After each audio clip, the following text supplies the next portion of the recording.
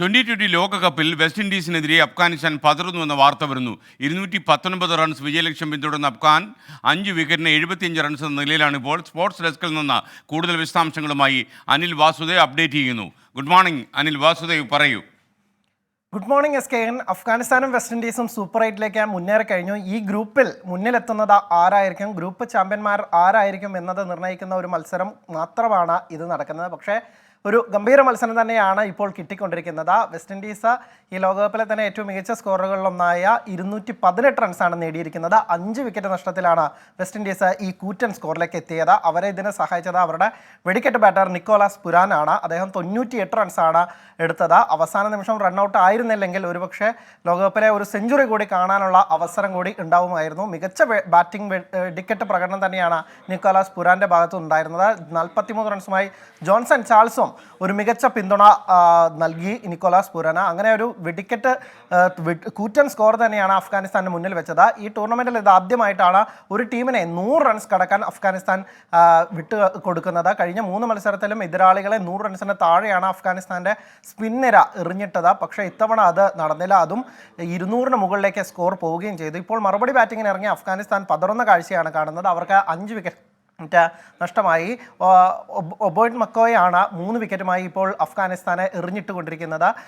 85 റൺസിന് 5 എന്നുള്ളതാണ് ഏറ്റവും ഒടുവിൽ ഇപ്പോൾ കിട്ടുന്ന വിവരം. 89-ന് 6, 6-ാം വിക്കറ്റും ഇപ്പോൾ നഷ്ടമായിരിക്കുകയാണ് അഫ്ഗാനിസ്ഥാന്. എന്തായാലും ഇതിൽ നിന്ന് ഒരു കരകയറുക എന്ന് പറയുന്നത് അഫ്ഗാനിസ്ഥാനെ സംബന്ധിച്ചിടത്തോളം അത്ര എളുപ്പമല്ലെന്നാണ് നമുക്ക് മനസ്സിലാക്കേണ്ടത്. എന്തായാലും ഗ്രൂപ്പിലെ ചാമ്പ്യന്മാർ വെസ്റ്റ് ഇൻഡീസ് തന്നെ ആവാനാണ് സാധ്യത.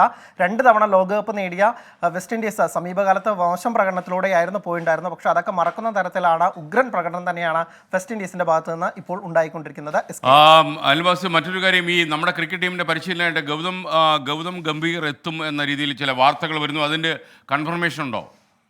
അത് ഏറെക്കുറെ ഉറപ്പിക്കാം എന്നുള്ളത് തന്നെയാണ് വരുന്നത്. കാരണം വിദേശ പരിശീലകരൊക്കെ തന്നെ ഇന്ത്യൻ ക്രിക്കറ്റ് ടീമിന്റെ പരിശീലകനാവാൻ താല്പര്യമില്ലെന്ന് നേരത്തെ അറിയിച്ചിരുന്നു. അപ്പോൾ ഒടുവിൽ ഗൗതം ഗംഭീർ എന്ന പേരിൽ മാത്രം ഒതുങ്ങിപ്പോകുന്നു എന്ന റിപ്പോർട്ടുകൾ പുറത്തു വന്നിരുന്നു. ഏറെക്കുറെ ഗൗതം ഗംഭീർ ഇന്ത്യയുടെ മുൻ താരം തന്നെ ആവുന്ന കാഴ്ചയാണ് ഇപ്പോൾ കാണുന്നത്. ഇന്ന് അദ്ദേഹത്തിൻ്റെ സൂം ഇൻ്റർവ്യൂ ഉണ്ടാകുമെന്നാണ് നമുക്ക് ദേശീയ മാധ്യമങ്ങളൊക്കെ തന്നെ റിപ്പോർട്ട് ചെയ്യുന്നത്.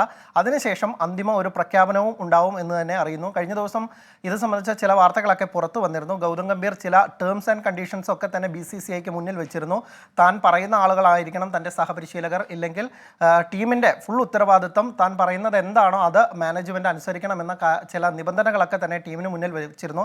അതെല്ലാം തന്നെ BCCI അംഗീകരിക്കുകയും ചെയ്തിരുന്നു. BJP നേതാവായ മുൻ BJPയുടെ MP ആയിട്ടുള്ള ഗൗതം ഗംഭീറിന് ഒരുപക്ഷെ BCCIയുടെ തലപ്പത്തിരിക്കുന്ന അമിത്ഷായുടെ മകൻ ഭരിക്കുന്ന ജയ്ഷാ ഭരിക്കുന്ന ഒരു BCCI ഇതിനൊന്നും തന്നെ ഒരു എതിർപ്പ് പറയില്ല എന്ന തരത്തിലാണ് അന്ന് തന്നെ ചില വാർത്തകളും ഇല്ലെങ്കിൽ ആ തരത്തിലുള്ള കമൻറ്റുകളൊക്കെ തന്നെ അന്നേ വന്നിരുന്നു. എന്തായാലും ഗൗതം ഗംഭീർ ഇന്ത്യൻ ക്രിക്കറ്റ് ടീമിൻ്റെ പരിശീലക സ്ഥാനത്തേക്ക് ഏറെക്കുറെ ഉറപ്പിച്ചു കഴിഞ്ഞു. ഇന്ത്യയുടെ 2 ലോകകപ്പ് വിജയങ്ങളിലും ഒരു ഹീറോ എന്ന് തന്നെ പറയാം ഗൗതം ഗംഭീറിനെ. 2020 ലോകകപ്പിൻ്റെ ഫൈനലിലും അതുപോലെ തന്നെ 2011 ലോകകപ്പിൻ്റെ ഫൈനലിലും ടീമിൻ്റെ ടോപ്പ് സ്കോററായത് ഗൗതം ഗംഭീറാണ്. ഇന്ത്യയുടെ നായകൻ എന്ന തരത്തിലും ഗൗതം ഗംഭീറിന് വലിയ റെക്കോർഡാണുള്ളത്. 5 മത്സരങ്ങളും ജയിച്ചു. ഏറ്റവും ഒടുവിൽ KKRനെ IPL കിരീടം നേടിക്കൊടുക്കുന്നതിൽ അവരുടെ മെൻഡർ എന്ന തരത്തിലും വലിയ പങ്കാണ് ഗൗതം ഗംഭീർ വഹിച്ചത്. അതിന് പിന്നാലെയാണ് ഗൗതം ഗംഭീറിനെ ഇന്ത്യൻ ക്രിക്കറ്റ് ടീമിൻ്റെ പരിശീലകനാക്കണമെന്നുള്ള ആവശ്യം ശക്തമായത്. ഏറെക്കുറെ അതങ്ങനെ നടക്കാൻ പോകുന്നു എന്ന് തന്നെയാണ് നമുക്ക് അറിയാൻ കഴിയുന്നത്. സമീപകാലത്ത് ഇന്ത്യൻ ടീം ഒരു വീറൊക്കെ കുറച്ച് കുറഞ്ഞു എന്നുള്ള അഭിപ്രായങ്ങളൊക്കെ ചില ആരാധകർ പങ്കുവച്ചിരുന്നു. ഗൗതം ഗംഭീർ വരുന്നതോടുകൂടി ഇന്ത്യൻ ടീമിൻ്റെ വീറൊക്കെ ഒന്ന് കൂടി എതിരാളികളെ ഗൗതം ഗംഭീറിൻ്റെ അതേ ശൗര്യത്തോടെ എതിരാളികളെ നേരിടുമെന്നാണ് നമ്മളും മനസ്സിലാക്കേണ്ടത്. അല്ലെങ്കിൽ നമുക്കും അങ്ങനെ പ്രതീക്ഷിക്കാം. SK. Okay, thank you. Anil വാസുദേവാണ് വിവരങ്ങൾ നൽകിയത്.